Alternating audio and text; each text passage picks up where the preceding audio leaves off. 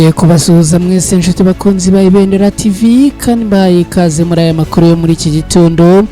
Turi kuwa gatatu ni tariki 12 Ugushyingo muri uyu mwaka wa 2025. Reka rero mwese nizere ko mwagize ijoro ryiza, nizere ko muramutse neza. Ikaze rero muri aya makuru yo muri iki gitondo muri Kivu y'Amajyepfo muri Repubulika Iharanira Demokarasi ya Kongo. FARDC ezashyize ibirindiro bishya hitwa Imahanga na hitwa Ibuhimba. Makuru akavuga ko ibi byose ari tagati barimo kugenda aborganiza n'ama operation akomeye cyane iyo kuutera y'abarwanyi b'intare za Sarambwe. Hanyuma ndaza kubabwira ko muri teritwari ya Rucura abaturage batatu barasiwe hitwa Imanyoni nyuma y'imirwano ikomeye hagati y'abarwanyi b'Abazarendo n'abarwanyi umutwe wa 23. Ndaza kandi kukwerekeza muri Masisi nkubwire ko mudugudu wose wakivuye abantu bose bahunze ni nyuma y'imirwano ikomeye hagati y'abarwanyi b'intare za Sarambwe n'Abazarendo. Muri aya makuru kandi ndaza kukubwira ko abarwanyi ba FDLR bamaze gutera utwatsi byo gushyira intwaro hasi, bemeza imirwano idahagarara ku bwabo ku ruhande rwabo. Muri aya makuru kandi ndaza kukubwira ko ama 23 yahanuye drone y'intambara y'abarwanyi b'igisirikare cya leta ya Kongo. Ibi nabyo uraza kubisobanukirwa muri teritwari ya Masisi. Ndakubwira kandi ko drone za FARDC zongeye kwibasira ibice bituwe n'abasivili hitwa Ruki.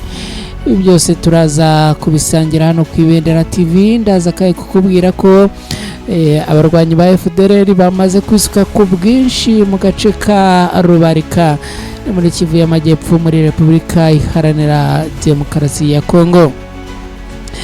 Mwese rero abakobwa n'abahungu, abagabo n'abagore, atuye mu bice bitandukanye, nongeye kubaha ikaze. Nizere ko mwagize ijoro ryiza, nizere kandi ko muramutse neza.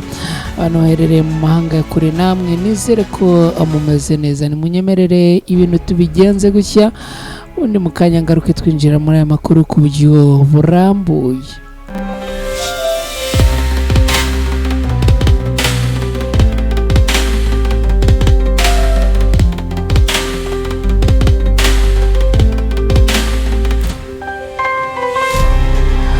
Yes, reka nongere mbasuhuze rero kandi mbifurize kugira ibihe byiza kandi inongeye no kubaha ikaze muri aya makuru yo ku Ibendera TV. N'amakuru yo mu rukerera rwa kare kuri uyu wa gatatu tariki 12 Ugushyingo muri uyu mwaka wa 2025. Mwese abaherereye mu turere tugize u Rwanda nka Kayonza, Nyagatare, Karongi na Muhanga tubahaye ikaze. Abantu baherereye mu gihugu cya Kenya ikaze, abaherereye muri Tanzania, abari mu Burundi, abari Uganda, Repubulika Iharanira Demokarasi ya Kongo n'ahandi mu bihugu byo muri Afurika. Nizere ko mwagize ibihe byiza. Abandi namwe mutuye mu bihugu bya kure, Leta Zunze Ubumwe za Amerika, Ubufaransa, Norvege, Ububiligi, Australia, n'Ubuholandi na Norvege, namwe tubahaye ikaze. Muri Kivu y'Amajyepfo muri Repubulika Iharanira Demokarasi ya Kongo, FARDC zamaze gushinga ibirindiro ahitwa Imahanga n'ahitwa Ibuhimba. Ingabo za Repubulika Iharanira Demokarasi ya Kongo FARDC zamaze gushyiraho ibirindiro bishya mu gace ka Mahanga na hitwa Butsike, ni mu gice cya Nyamaboko ya mbere muri teritwari ya Masisi, mu rugo rw'abaturage rwari rwarahungabanyijwe kuva muri Mata mwaka wa 2025 nyuma y'imirwano yari yahuje abarwanyi ba Wazarendo n'abarwanyi bo mu mutwe wa 23. Mu gihe kimwe rero muri iki gihe rero ingabo zo ku ruhande rwa leta ya Kongo na FARDC bakaba rero bamaze gushinga ibirindiro byabo muri ibi bice. bashyize ibirindiro rero mu mudugudu wa Abuhimba uri mu gice cya Waroyungu muri teritwari ya Warikare. uyu mudugudu nawo wari warashinzwe abaturage kuva mu mwaka w'ibihumbi 2025 mu kwezi kwa gatanu. Ibirindiro bya Wazalendo biri imbere muri Mahanga bikomeje kuba ikibazo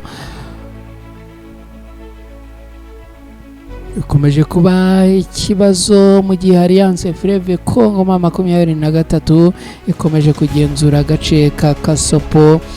Ibintu rero bikaba byongeye gukomera no gufata urundi rwego. Nta mirwano yerutse kongera kumvikana muri ibi bice. Ibibazo by'abaturage biracyakomeye cyane. Abaturage bagera mu bihumbi bahungiye mu ishyamba cyane cyane ahitwa Musone. Kugeza ubu rero ibyabo bikaba bitari byamenyekana mu by'ukuri. Reka mbabwire ko twerekeje muri teritwari ya Rucuru. Abaturage bagera kuri 3 barasiwe Imanyoni nyuma y'imirwano hagati ya Wazalendo n'abarwanyi b'intare za Sarambwe. Nibura imirambo y'abasivile bagera kuri 3 ngo niyo yimaze kuboneka. Ikaba yabonetse mu gitondo cyo ku munsi w'ejo kuwa kabiri tariki 11 z'uku kwezi kwa 11 muri uyu mwaka w'2025 mu mudugudu wa Manyoni ubarizwa mu gace ka Bukombo mu butegetsi bwa Bwito muri teritwari ya Rucuru mu ntara ya Kivu y'Amajyaruguru niho ibingibi byabereye. Iyi mirwano yabonetse nyuma y'imirwano ikaze yabaye ku wa mbere hagati y'abarwanyi ba Wazalendo n'abarwanyi b'intare za Sarambwe muri ako gace. Amakuru aturuka mu baturage avuga ko abo bantu 3 ari abagabo bishwe bakomerekejwe intwaro gakondo cyane cyane imihoro nk'uko bigaragarira ku bikomere byabonetse ku bikomere byabonetse ku mirambo y'abanyakwigendera.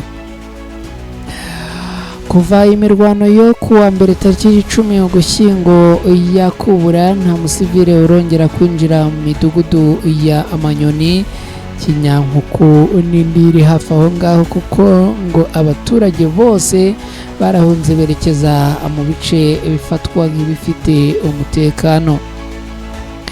Muri teritwari ya Masisi tayari naho twerekeje. Ndagira ngo mubwire ko umudugudu wa Kivuye abantu bose bahunze nyuma y'imirwano hagati y'abarwanyi b'intare za Sarambwe na Wazalendo. Umudugudu wa Kivuye uherereye mu butegetsi bwa Bashari muri teritwari ya Masisi muri Kivu y'Amajyaruguru wahindutse umudugudu utagira abaturage kuva mu mpera z'icyumweru gishize. Abaturage bari bawutuyemo bose bakaba bamaze guhunga nyuma y'imirwano ikomeje kwaduka hagati y'abarwanyi ba Alliance Fleuve Congo n'imitwe ya Wazalendo. Abaturage bahungiye mu bice byegereye aho abibwira ko bafite umutekano kugira ngo birinde ibikorwa by'urugomo n'intambara byakomeje kumvikana muri ibi bice. Amakuru aturuka mu baturage bakurikiranira hafi by'ako gace avuga ko ngo hari impungenge cyane zijyanye n'umutekano n'ubundi wahangaha, dore ko ngo insengero n'amashuri byose byamaze kwegekwaho ngo abari kubarizwa mu bice bya Busumba, Ampati na Rugongwe na Karengera na Kibarizo ngo niho bamwe bamaze guhungira. kuri ubu ngubu rero uyu mudugudu wa Kivuye wabaye nk'uwacitsemo ibice kimwe n'igenzurwa n'abarwanyi ba M23. Ikindi kandi kikaba ari uko ngo aba bazarendo ngo bifuza n'ubundi amahoro arambye n'umutekano. Reka rero tubabwire ko abarwanyi ba FDLR bamaze gutera utwatsi ibyo gushyira intwaro hasi n'ibintu ubona ko bikomeje kugora. FDLR kugeza ubu iravuga ko izirwanaho kugeza igihe leta y'u Rwanda ngo izemerera kugirana ibiganiro by'amahoro nabo. Iki cyiciro cyo kugerageza gusaba izi impande zombi ntekereza yuko kiri mu bishobora gufasha. Hanyuma rero impande zombi zikaba FDLR zikaba zivuga yuko ngo zizarwana umuhenerezo kugeza leta y'u Rwanda yemeye ibiganiro.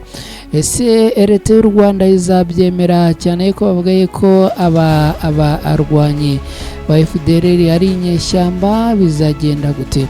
Ubwo rero reka nizere ko n'ubundi ibintu bikomeje kugenda bimera neza. Mwese aho muherereye, ndeka mbabwire yuko abarwanyi b'umutwe wa M23 bamaze guhanura drone y'intambara ya FARDC. Amakuru aturuka muri teritwari ya Masisi mu ntara ya Kivu y'Amajyaruguru aravuga ko ku gicamunsi cyo ku munsi w'ejo, ubwo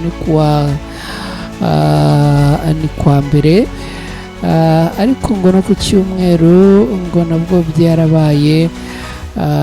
Ubwo umutwe wa M23 wahanuraga drone y'intambara ya FARDC yo mu bwoko bwa SH4. FARDC imaze ibyumweru byinshi yifashisha izi drone yaguze mu gihugu cy'Ubushinwa mu kugaba ibitero mu birindiro bya M23 no gusubiza yenda amadepanse aba yaragiye akurikizwa rimwe na rimwe muri teritwari y'Amasisi. Reka nkubwire ko drone za FARDC zongeye kugaba ibitero bikomeye cyane kandi biturika kuri Alliance Fleuve Congo. Ibintu rero bikaba bikomeje kugenda bigorana ku rwego rwo hejuru. Hanyuma rero mwese inshuti bakunzi bacu hano ku Ibendera TV mwarimo dukurikiye, munyemerere mbabwire ko tuganye ku musozo w'aya makuru yaragaritsweho muri aya masaha. Mwese aho muherereye rero reka mbashimire cyane, ubundi babwira ngo tuzabana ku munsi w'ejo. Hanyuma mwese mudukurikiye mugire amahoro n'amahirwe.